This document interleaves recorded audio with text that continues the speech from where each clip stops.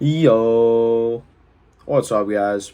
Jay here, and today I wanted to go over my September music recap. I'll be going through all of the albums I listened to this past month of September, and just telling you what I think about them, giving you some recommendations. Feel free to let me know in the comments what you've been listening to this past month. Maybe some songs, albums, artists you're feeling that you want to put me onto. Definitely drop that right in the comments. This is what the goal of this is, to talk about music and share some good music. So definitely let me know your opinions on some new music, some of this music, whatever you're feeling, down in the comments. I appreciate you guys tuning in today. Be sure to like, follow, subscribe, all that stuff. But yeah, let's get right into it with starting off. I wanted to talk about Purple Haze by Cameron. Now, this is not the first time I've heard this album, not even close on this. This is really one of my favorite albums of all time. If you do not know Purple Haze by Cameron, it is an absolute classic. 2004 album from Dipset member Cameron. And yeah, this album's a little long, but there's not really a weak song on here. And this is just it is the perfect crossroads between gangster rap and beautiful soulful production. Because these beats are incredible, and it's Cameron is not a particularly crazy good lyricist, and he's not coming through with all these not that he's a bad lyricist. What I should say is his content isn't deep, because he is a good lyricist. He just doesn't always have he's not coming through on some Lupe Fiasco time, and a lot more similar to a Ghostface Killer maybe, where he's rapping about his crazy closet. He's rapping about sexual experiences with women, different relationships. He's rapping about, of course, selling the work and his experience, or rapping about experiences involving drug trafficking, which is pretty standard for rap, but he does it with so much charisma. And that's what really makes Purple Haze the album that is you have this incredible production that was a new type of soundscape to hear this type of rap over. There's that nice contrast where you're getting these beautiful samples, and you're getting some of the grittiest vulgar raps that you've heard, because Cam, he is a funny fucking guy. You can tell that, and it shines through on every song. His punchline game is out of control. He's got great similes, metaphors, and he knows how to make you laugh during the song. But that doesn't change the fact that the other thing here is he's hard as hell.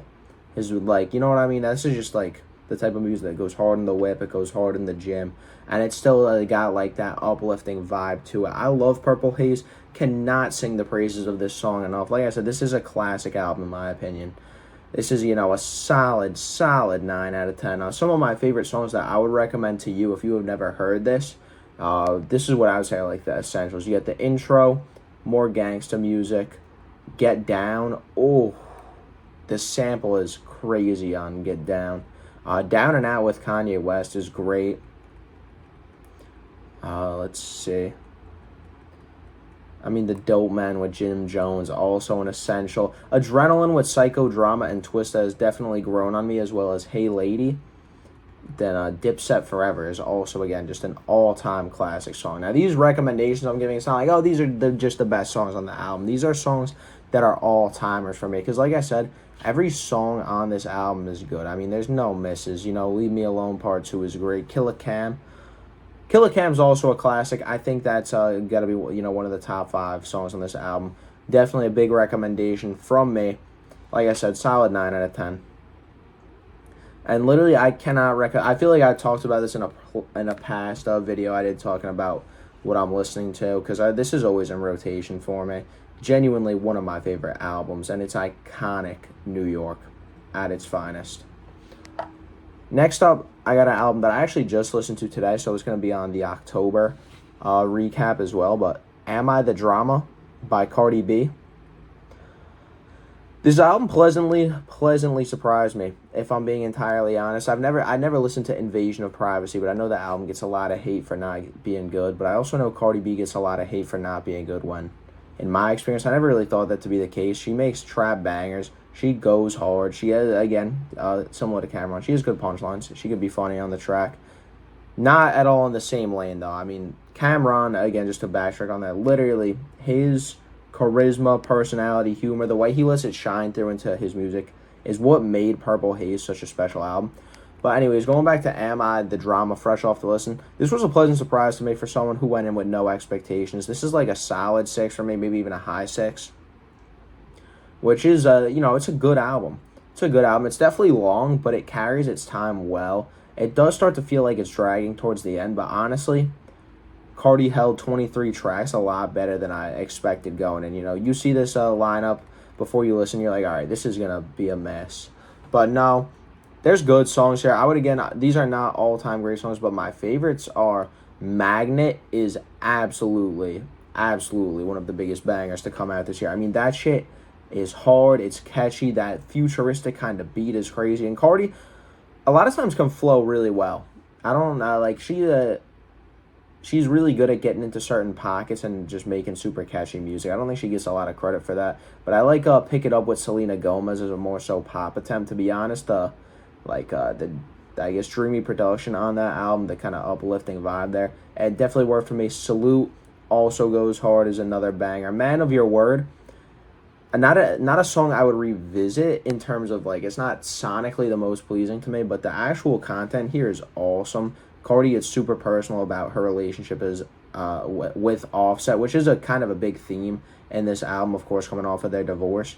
And yeah, she really impresses with her lyricism and with just her honesty on that song. Like, and those moments are kind of what make Am I the Drama great, because it's not just a good collection of, like, fun songs that go hard, that could get you hype. There's also genuine moments of vulnerability and honesty, which I love from Cardi. You could tell she's very authentic when she is on the mic. Shower Tears is another good highlight of that. And so is What's Going On. That run right there. But What's Going On with Lizzo? Cardi, what she's talking about is interesting and it's good, but that Lizzo feature is abhorrent. And I'm not just hating on Lizzo for the reasons a lot of people hate on Lizzo right now. I'm being honest, that feature is just terrible because she's interpolating sample of a classic rock song that honestly the name is slipping away from me, but everybody knows when it starts playing. I'm telling you, go listen to this right now and you'll know right away. But that really just makes it hard to listen to that song. Airtime though is another highlight, and I would say is like the last major one. Hey, not a whole lot I'm probably gonna go back to, like, personally here, other than Magnet, which has been on repeat, absolutely been on repeat. Outside is good as well. I like the way that at points on this album, Cardi layers her vocals again. This album is very, a lot of personality with it, which I love. Her ad-libs are funny. And again, the way she layers her vocals on tracks like Outside to kind of have multiple vocal tracks of hers going at once for a chorus. She does that a couple times on this album, and I think it's a cool highlight. But yeah, Bodega Baddie is also a shitter song. Imaginary Players is good. But yeah, overall, Am I the Drama I found to be a good listen and better than I expected. Next up is an album I probably talked about the last couple months because, again, this is on repeat. I'm literally repping the merch right now. Let God Sort 'Em Out. I'm not going to keep this one brief. I think I might have to do, like, an hour-long, super detailed breakdown on this album because I genuinely I love it so much. I really do. This is one that is incredibly special to me. I have not been able to stop listening to it since it came out. Every song hits. There's no weak moments. Pharrell's production is great. Pusha T and Malice are rapping the best in both of their whole careers at their age, which is incredible. They're giving you good perspective from where they're at in their life, but also just giving you memorable, drug dealing anecdotes, and they're giving you wisdom at points and talking about their wealth, and it's all amazing. All the features are great. I said I'm going to keep it brief. 4 clips on this one, and yeah, that is that's what I have to say about this. I mean, this is, at this point in time, top 20 album of all time for me. Maybe there's some recency bias on that. I don't know. Let me know in the comments. At this point in time, couple months removed from Let God Sort 'Em Out, how are you feeling? Because I know a lot of people got this as album of the year. This is literally an all-timer for me at this point. I'm just, to get a piece of work this concise and just consistently, not even just good, like consistently incredible is rare. And I'm not gonna pretend like this isn't one of the best albums I've heard. Genuinely. Next up, Supreme Clientele 2 by Ghostface Killah. Yeah, this is my September wrap-up, but this came out in August. I didn't do a video for my August album, so there's going to be a couple that are definitely spilling over into here. A good bit of them, actually. And also just because they're in rotation. But Supreme Clientele 2 is good. This is in like high 7, low 8 territory for me. Definitely a great album. This is one where it's too long. It's 22 tracks with like, I think 7 skits. So even though it's only 5, or even though it's only like 15-ish songs, I think that's the right count. The songs are short, and despite the like short runtime for this long album, it does not feel short. I don't know how to describe it. That's one thing. This album does drag a little bit, even in comparison to the original Supreme Clientele, which is way longer. This one does feel like it goes by a bit slower, but there are great moments here, like Sample 420, Fourth Disciple, Georgie Porgy, which is my favorite song on this album. If you're thinking about listening to this album, that is the one I would recommend. You get cool like ideas, like the song's breakbeats and beatbox. The second song, which sees Ghostface rapping over like a beatboxed instrumental. It's interesting. It's unique. It's creative. It's not something I'm going to revisit much, but it's definitely cool. The Trial with Ray, Method Man, and Jizza is also pretty fucking cool. It kind of just, these guys are playing different roles in a chord scene, and it's a fun thing. Metaphysics and Candyland are also major highlights for me. There's just a lot of very quality rap from Ghostface Killah. He's another one of these rappers, similar to Clips, and of course, the GOAT of rap, who kind of made it popular for old head rappers to be in fucking incredible form in the 2020s, Nas. Ghostface is doing the same here. I like the album he put out, I forget if it was last year or 2 years ago. I forget the name of it, but you got there was the song with Kanye on there. That album is also good. I think this is better than that album even. Is it like a Supreme Clientele level? I mean, of course not, right? That's, in my opinion, Ghostface's best album. But what's going on here is fucking cool. And I'm excited to see this from one of my favorite, like, all-time rappers. To be able to get this level of quality from him this deep into his career is definitely fucking sick. Also, shout out to Raekwon, who his album, The Emperor's New Clothes, I didn't listen to it this month, but I think is incredible. I think it's one of the best of the year. Next up, an album that I re-listened to. This is an album I've been listening to for years, but I decided to re-listen to this past month because fall is coming. This is a fall album, in my opinion. If you were like, oh, what's a good fall rap album? For Your Eyes Only by J. Cole's. Have you ever heard of it? I mean, this is like, I don't know. I'm like debating if I could say if this album is a classic, because I feel like I don't know if it has quite that cultural cachet that certain albums need to have to be a classic. It doesn't have like the major hits or the community discourse or the legacy necessarily yet. I mean, this album is almost 10 years old. I think his legacy is still building, to be honest.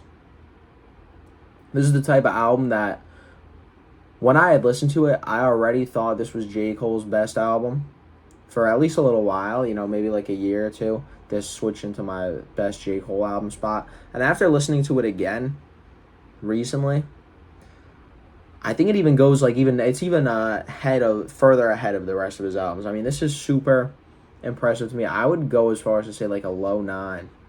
I would go as far as to say a low 9 on For Your Eyes Only. And that's because J. Cole is doing this incredible thing with his writing here. This incredible thing where he's giving you perspective, kind of writing this album from the perspective of, one of his deceased friends. And it's kind of giving you through this perspective, that he thinks his friend would have on life. And, it's just so unique for Cole to do this. It's not just like, conceptual album, so I'm gonna rate it high, but musically it's so special, and it gives you insight into his friend James' psyche. But it's not about the fact that it's his friend James. It's kind of just the idea that he's giving you insight into the inner workings in the mind of like a street adjacent dude who like is a very young kid. He's 22 in the album. He's getting his money from doing illegal activities.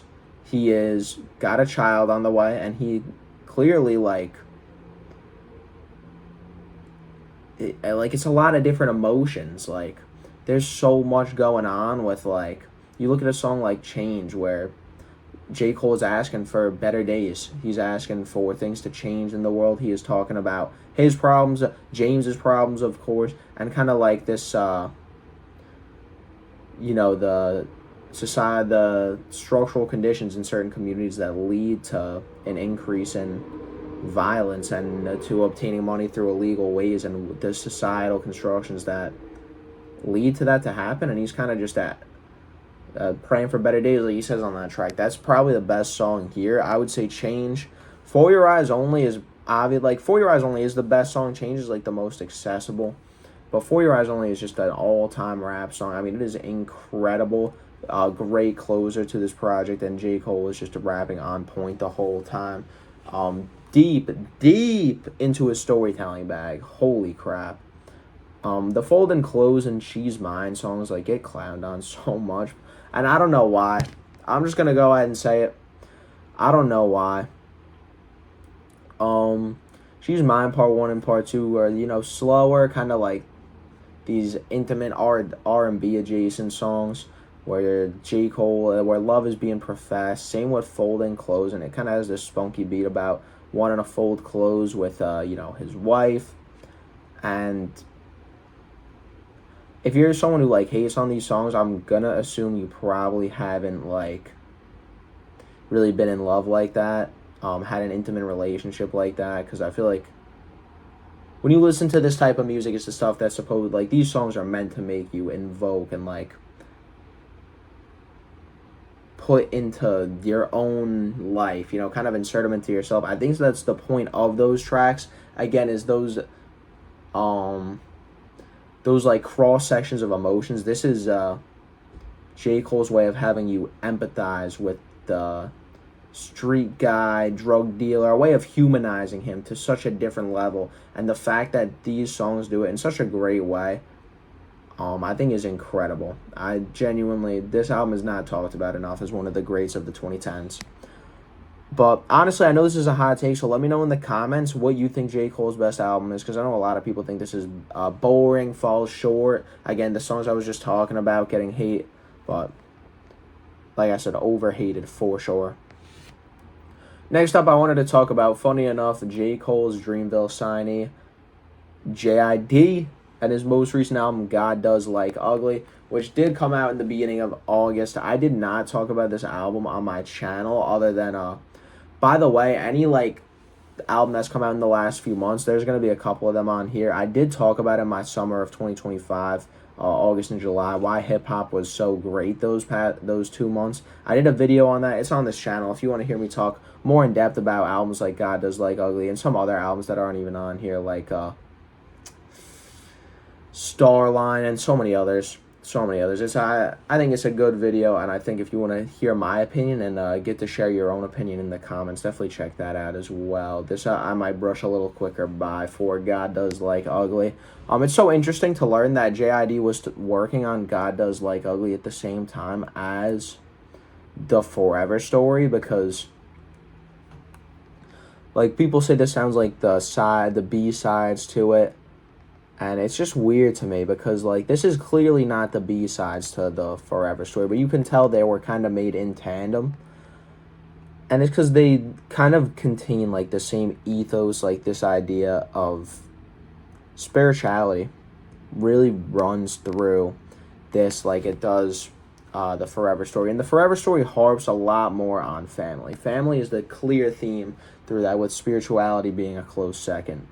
Now I feel like spirituality on this album is the main theme, and you still get to hear about family, but this also comes from Jid in a more personal sense, I think. He talks about family, but more so, I think, from his perspective, where you have moments of 2007 and Crack Sandwich, where Jid's sharing family anecdotes and about his family dynamic. He's writing about his relationship with his sister and with his brothers on different tracks and but he's talking about it from a introspective place, kind of putting himself into his sibling's shoes at points, where here he's kind of talking about his relationships in the sense of him becoming a father, in terms of talking about his family, him being in love, searching for love and there are beautiful romantic ballads on here, Wholeheartedly with Ty Dolla $ign and 6 Black is a beautiful song.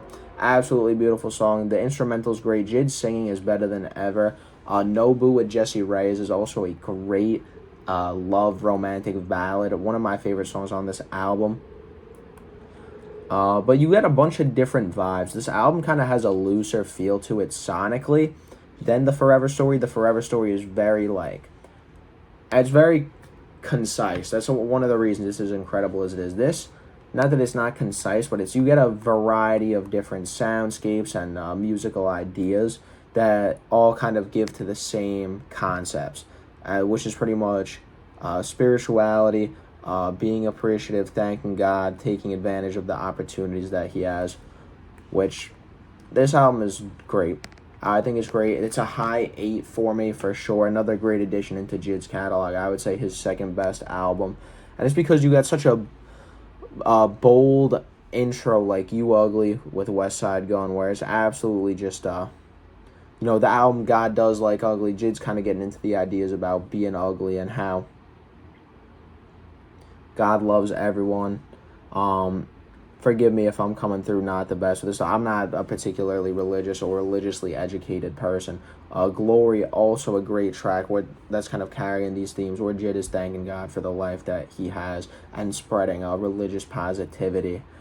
Work is a banger. Community just goes hard, and Jid kind of raps about how he was playing football at college in Virginia, and kind of ties it together with Jid, with clips with, of course, Pusha T and Malice, who get to drop verses that are both very lyrically charged and tackle topics like systemic racism, gentrification, and these type of things that are holding down minority communities, and they're given their perspective of it being from Virginia. Super powerful song that also just goes hard. Another highlight about this album for me is how Jid slows it down in his rapping a little bit.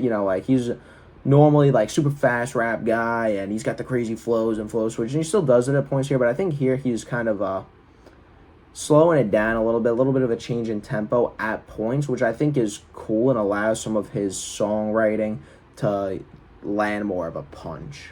And Community is definitely an example of that. G's I like. VCR with Vince Staples is honestly a dream collab for me, and I thought it was fun. It's what you'd expect from a 2025 Vince Staples and JID collaboration. Very cool. Skate with Earth Gang and Ciara is a cool song, kind of paying a homage to the Atlanta skating roller rink kind of aesthetics that personally I know nothing about, but it seems like a dope vibe. I love roller skating, and the song is fun.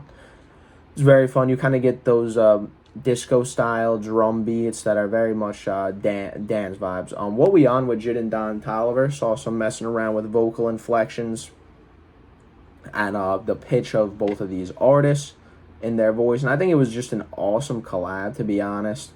Both these guys just showing out. Surprised me how good it was. I talked about Wholeheartedly and Nobu as being major highlights for me. I would say my top 5 on this album is those two: Community, You Ugly, and Glory, with For Keeps being probably a close 6th. For Keeps, the outro, JID is just thanking his fan base for being with him along the way, and he kind of is recognizing how important his fans are to the life that he gets to live now, and he's letting them know that and how important they are to him. And I think that's a super cool theme to see rapped about. K-Word and Of Blue are also both cool tracks on the last leg that are super deep, honestly.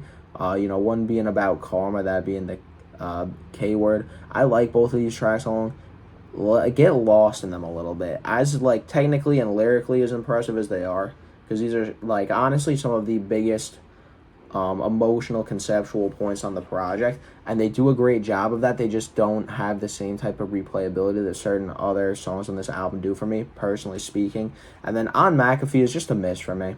It's the only song that I would say is an explicit miss on this album, but yeah, I don't know what's going on with that song. It feels very out of place here, and I think that was JID just being like, oh, Baby Kia is an up-and-coming guy from, I believe he's from Atlanta. I think he was just trying to put on for his city. And that I think is cool and respect the hell out of, but doesn't fit the vibe for me. But doesn't ruin the album. Next up, Lonely at the Top, Joey Badass. These two just did an interview together on Double XL. I thought it was really cool to hear them talking about how good of friends they are, and both give their different perspectives on navigating the music industry, where they're at in their careers, as two people who are vets of the game for sure. Been in the game for about 10 years or more, both of them. But are also, kind of skating along in terms of being popular enough to be mainstream, but not like chart topping guys. So it's cool. I was like a 30-minute interview. I'd recommend listening to it if you're a fan of J.I.D. and Joey. They're both the two of my favorite artists, so I thought it was sick. I also talked about this album in the summer video that I did for hip hop. And yeah, my opinions on Lonely at the Top have kind of changed throughout pretty much since it came out. I have a hard time placing this album because on the one hand, it's good, it's concise. There's not a miss on here. It's honest. It's experimental for Joey Badass's standards. But in the same vein, it's also just very run-of-the-mill Joey Badass. It kind of just adapted to a 2025 format. The album feels not devoid of concept, but I think it's lacking identity. And to be honest, I don't think that's necessarily a bad thing. I feel like that's what I see from the cover art on here. This is no offense, because I love that Joey Badass got a real-life artist to do this cover instead of AI. But the horrendous cover. I don't want to look at this thing or have it on my phone, and I think it's kind of bogging down the replay value for the album for me, because the only tracks I really find myself going back to is the first four: Dark Aura, Swank White, Superfly, and High Roller. And I mean, BK's Finest is great. Underwater, 3 Feet Away, Speeding Through the Rain. Those tracks are great as well. I do really like them. They're the most personal tracks here. It's where Joey's kind of discussing like the level of the degree of loneliness that he does feel in his life right now, while also taking stock of all the great stuff that he has and how he has trouble finding people to relate to. And I think that stuff is really cool. I don't know, there's something about this album where it's so quality, it's so undeniable quality, but it's also underwhelming. It doesn't encourage me to go back and listen to it. And this is, again, this is like a high 7, low 8 to me. Right now would lean low 8, but when I first heard it, this was a high 8 for me, maybe like a mid to high 8, not quite God Does Like Others. But I was like, damn, this is really good. And the more I listen to it, the more I sit with this album, it's just missing something, especially since, like I said, there's no misses, but still with Absol and Rhapsody is an underwhelming collab for what those three are capable of. High Roller, I say it's a song I revisit. It's cool and it's great, but I don't know if I'm going to revisiting it in a couple of months. I think it's more so just like cool new Joey Badass track that's really good, where like Swank White and Dark Aura are a little bit more. They're giving me a little bit more to work with. And then Ready to Love with Ty Dolla $ign, I don't really care for it. It's not bad, but I don't care for it. Lonely at the Top, the outro is just Joey's just interpolating a Gangstar song, which is cool. I think it's super cool. I believe it's Above the Clouds is the song it's Moment of the Truth is the song that he is interpolating from the album 1992 album Moment of Truth. I mean, and that's cool. I love that he's showing respect to Gangstar, the late Guru, and of course the legendary DJ Premier. It's just that's kind of all he's doing, is just repeating that chorus. Beats underwhelming. Weird way to end the album. In the interview, he mentioned how he's trying to put more music out, and he pretty much said he didn't say he was doing the Denzel Curry method, but anyone who's a Denzel Curry fan kind of knows he has a pattern where he drops like a really well thought out conceptual project that does something a little more light in between his thought out projects. Joey mentioned doing something like that. I don't remember the exact quote, but he was like, yeah, like I was working on a super serious album for years, and I kind of, had trouble with certain parts of it and knowing where to go. So I just took a break, started working on this, and, maybe I'm going to get back to that or start a new, masterpiece level album. He was saying that that's his new making music strategy to get more music out to us, because he thinks of himself as a perfectionist, which does explain the mixtape vibe this album has to a degree, in terms of the fact that there's not much stringing these tracks together, to be honest, but it's a fun album nonetheless. I feel bad that I feel like I was criticizing this more than I was praising it, but it's just because I have high expectations for Joey, which kind of will always skew my opinion on him a little bit. Next up, also in the summer 2025 video, so I'll try not to talk about it as long as the last few. Free by Kid Cudi. Just to put it simple, I was genuinely surprised and impressed with how much I like this album. This is like a low to mid 7 for me, and Kid Cudi restored my faith in him. He said he's retiring from music, which isn't true. You know, no rappers ever retire, but it means he probably will take a break and do some other stuff, which I think is good. This is definitely, it doesn't undo the fucking, the album he had, like 2 years ago, that Insano. Man, that shit was ass. And really, yeah, that was bad. This is like,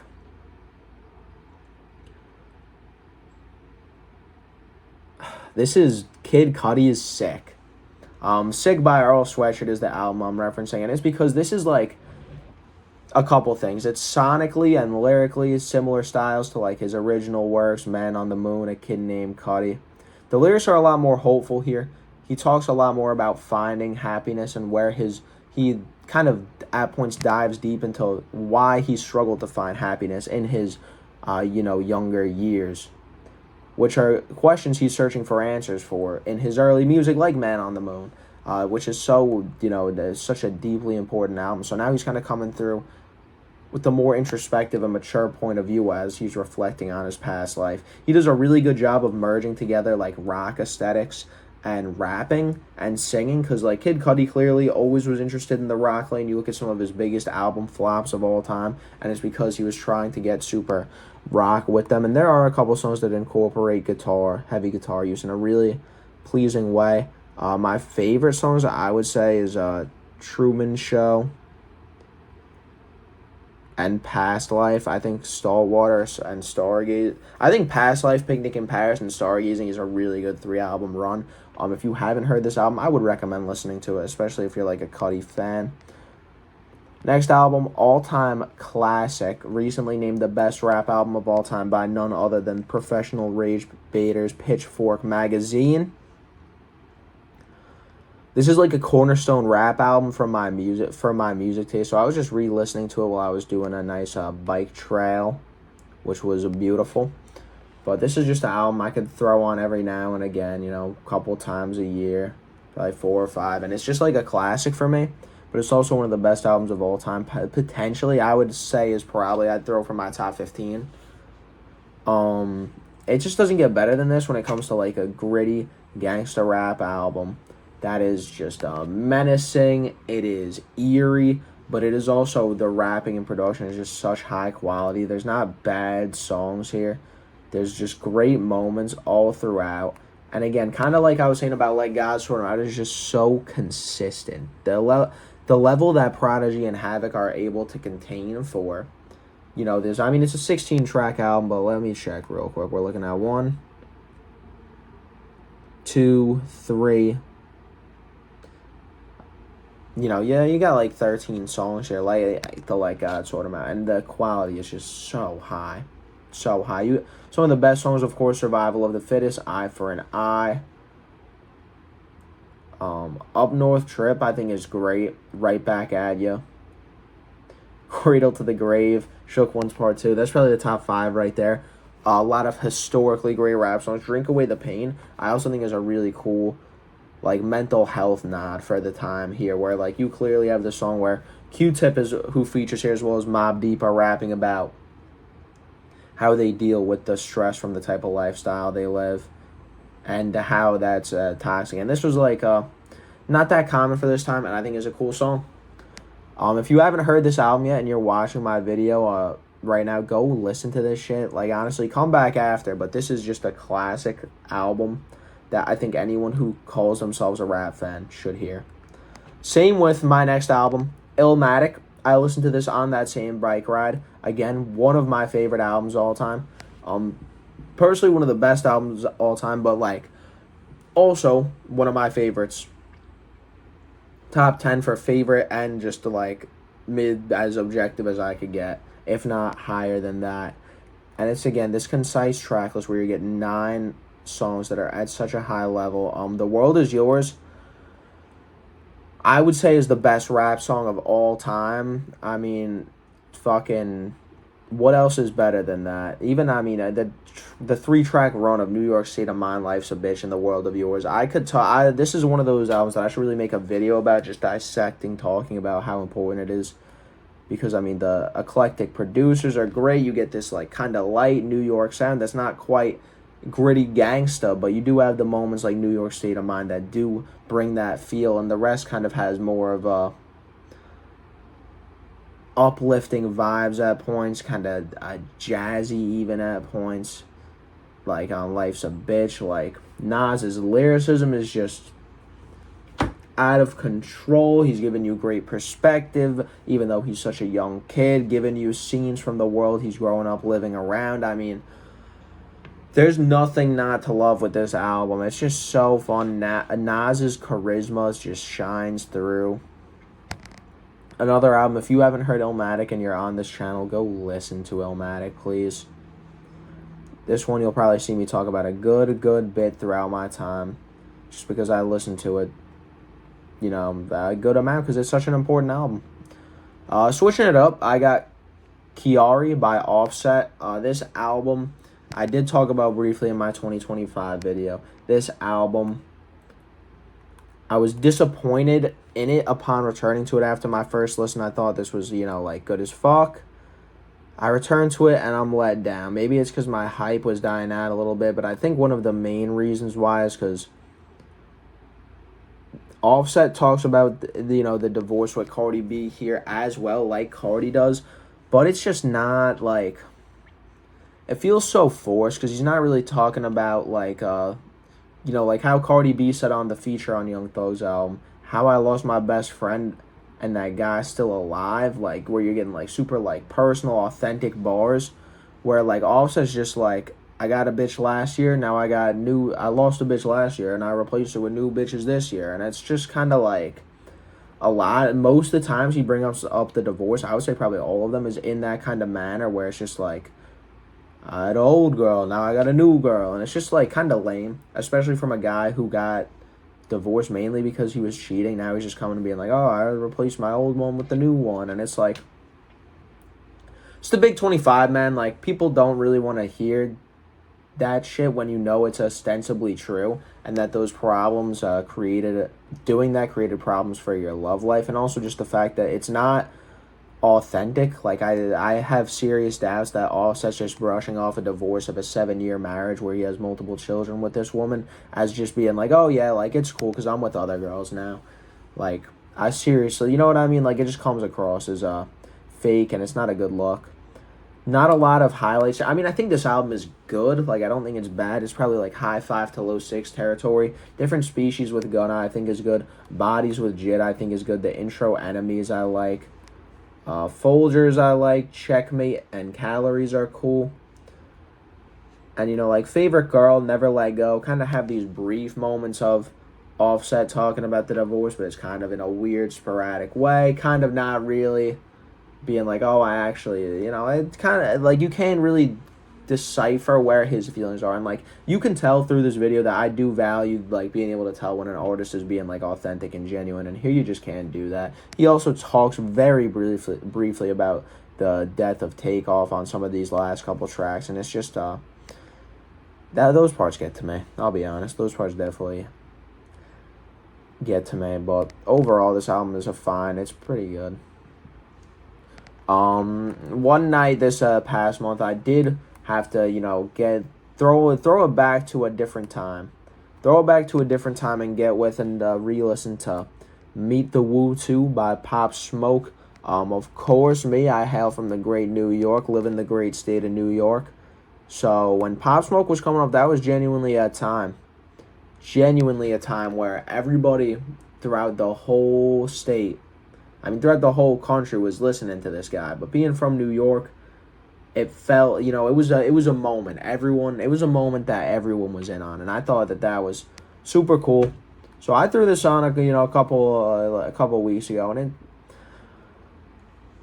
this album just gets better to me over time, to be honest. Like, you know, when it was first coming out, when Pop was still alive, I was like, oh, it's just the drill album, and he's got the other drill album he did recently. But retrospectively, man, This album's important, not just because every song hits and goes hard, and because Pop Smoke's voice is so commanding and just so it goes along with these hard ass drill instrumentals to make incredible moments, because that's what this album does. It's just hype front to back.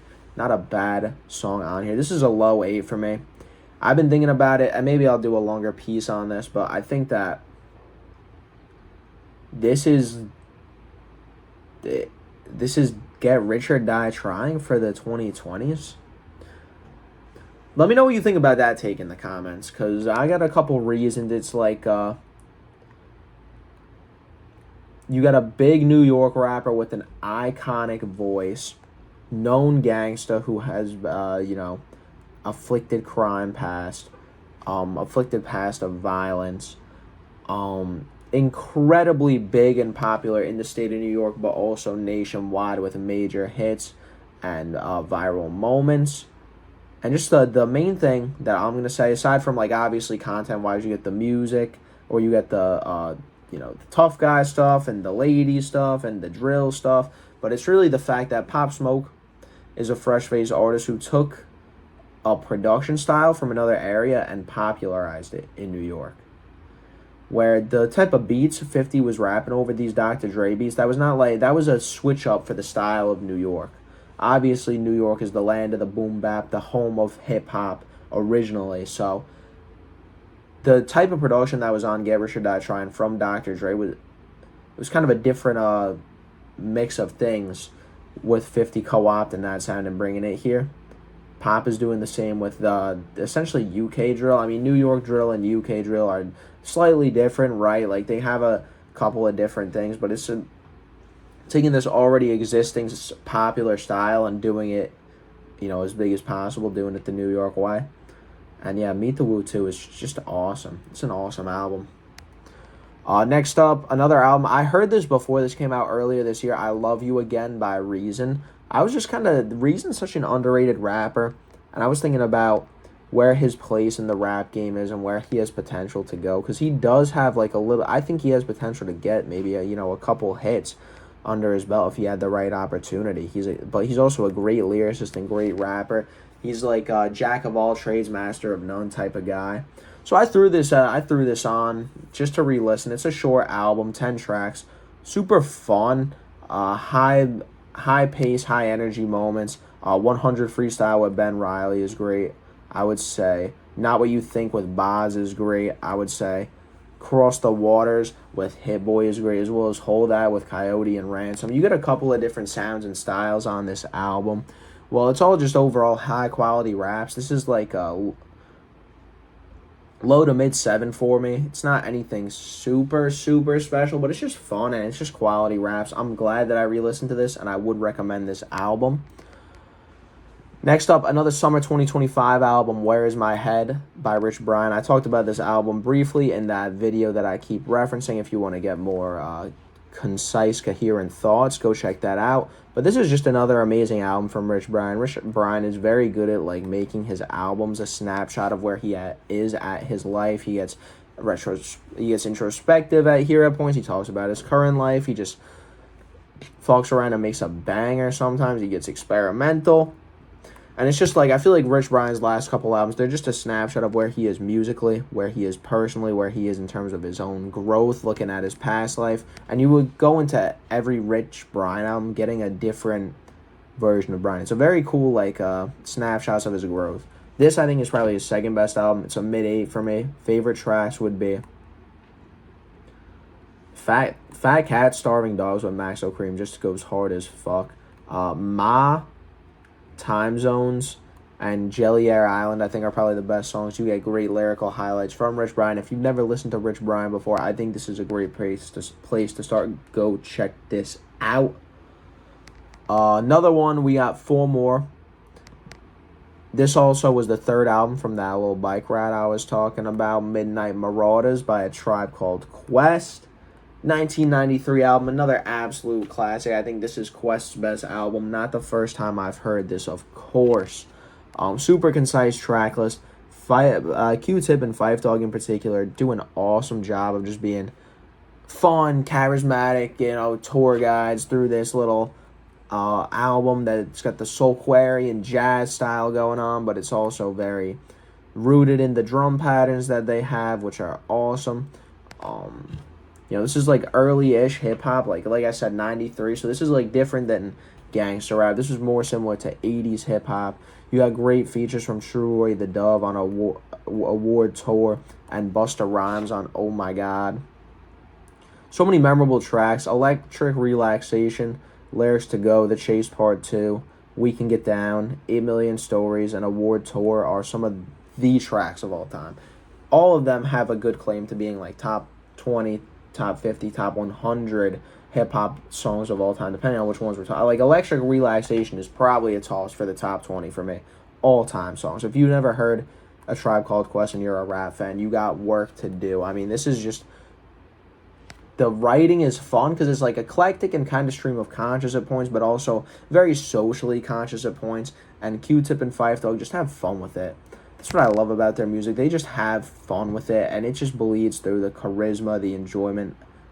It's just so fucking awesome. Just so awesome. I love this shit. Definitely like a solid fucking 9. Solid 9 classic album. Heels Have Eyes, another summer album that I talked about in that video, so I'll keep it quick. Take a shot every time I've said that. I actually don't recommend that. You probably be on the floor at this point. But Heels Have Eyes 2 is the best West Side Gun album we've gotten in some time. My favorite tracks are definitely Amira Kitchen and Bricolai Volkov. Although I do also like Heel, Cena, Powerhouse, Hobbs, and Blow Hendry a lot. A lot. This is really good West Side Gun. I think, again, this is some of his best work he's put out probably since 10 at least. Although I think this probably exceeds 10. There's no bad songs on here. West Side's rapping is great. Some of the best instrumental choices that West Side has made in a while. And if you're someone who, like me, has fallen off of the Griselda wave a little bit, I haven't heard every Conway album this decade. I haven't heard every Benny or Boldy James album this decade because those guys got a little bit of fatigue going. I'll be honest, there's some I skipped out on. This one definitely brought me back into West Side Gun because I'll tell you, Still Praying set me off a little bit. 12, I wasn't crazy about. And I was Heels Have Eyes, the first one was good but not great. But this is the first one where I'm like, oh man, West Side Gun cooked on this shit. Low 8 for me. I love Heels Have Eyes too. Next up, Dangerous Summer by Yeet. This is an EP. I decided to listen to this because some of my friends fuck with Yeet pretty heavy. Shout out to Greg. Shout out to Nick. One night we were hanging out there playing a track, and I thought it was hard. I was really impressed with it, and I decided I'd listen to this. And then I listened to this EP, and I couldn't... There wasn't a single song that I was impressed by, so I didn't even remember which was the one that I liked, to be honest. Yeet's just not for me. Rage rap is not... It's really just not my thing. I'm just going to be transparent about it. It's probably not for me. I'm not the person who's, like, going to fuck with it all the way. And it's cool if you do. Yeet, like, is an artistically cool guy, and I think he does, like, actually care about making good music and puts effort into it. And I just don't think that is for me. There's nothing I'm listening to off of here. Don't care for it. I'm sorry, Yeet. And the last album, UI Scuddy. I'll talk a couple minutes about this. I did just drop a video on this. Please go check that out. It's kind of just my commentary on the reception of the album, where it's coming from, talking about my thoughts briefly. This I'll talk about all the different tracks that I care to talk about, just because I don't know if I'm going to do a whole long review, so I'll give a couple minutes now to talk about the track list, because I still don't know how I feel about this album. I can't tell if it's good but underwhelming, bad with a couple highlights, or just straight up mid. I'm very confused on this album, but I'm going to give it a couple more listens to kind of get more definitive on that. Again, to see why I have mixed feelings, go check out the video that I did for show. Like, comment, and let me know that Jason from the future sent you. But Ninja I don't care to listen to for obvious reasons. Yuck was a cool song with Ken Carson. It was great. I don't think I'll revisit it much, but it's fun. I like the beat. On the News with Cardi B is a banger. I listen to this routinely, and Cardi snapped on her verse. Catch Me I'm Falling. I wish there was more moments like this. The instrumental's great. Young Thug rapping about stuff that actually fucking matters and like his life experience recently. Awesome. Fucking Told You and Whoop-De-Doo are two songs that have rage adjacent hard beats with like the blaring bass that are cool and that are nice, but they're very reserved young thug performances, and I don't love them, but I don't think they're bad. Blaming Jesus and Sad Spider are both like cool. Sad Spider again a little more personal, but don't care too much for either. Rip Big and Mac with T.I. is weird. It's honestly weird because the beat's great, but I feel like Thug and T.I. both just do bad on this song, man. Just so bad, to be honest. Invest Into You is alright. I'm So Dope I Don't Care For. Pardon My Back with Lil Baby is the most run-of-the-mill Baby and Thug song. Mommy with Sexy Red is what you could tell what they were going for. Don't care for it. What Up Jesus I don't like. Walk Down with 21 Savage feels like recycled and worn out. Walk 'Em Down by Metro 21 and Thug, partially because the repetitive chorus with the same words, but also you got that kind of urgent beat. Pipe Down with Travis Scott is underwhelming. Spider or Jeffrey with Quavo. I do like this a lot. The beat there is cool. Revenge with 1300 Saint and Little Got It. I don't care for Money on Money is a banger. Dreams Rarely Do Come True featuring Mariah the Scientist. I don't like it. Listen to that song and imagine Drake rapping it and singing over it, and then tell me what you think. Because that song just rings as like a Drake leftover to me. It's just a theory, though. And then Miss My Dogs was actually a super cool song, especially when it was released as a single. Young Thug's getting personal, talking about his relationship with his girl and with different icons of Atlanta and all this stuff. And it's one of his most intimate moments. I don't like that there's allegedly AI on the sample on the instrumental. I think it's a little bit clunky and long, but I think itself as a moment is a very cool outro. So yeah, that's my thoughts on the UI Scooty track list. That's my thoughts on every album that I've listened to in the month of September 2025. Be sure to drop in the comments again what you think about these albums. What are some of your favorite albums are. I appreciate all of you guys who are tuning in. Anyone who made it to this point in the video, thank you. Much love to you. I appreciate you guys tuning in. Follow on the IG, the TikTok, the Echo. And yeah, I'll see you guys in the next one. Take care. Peace.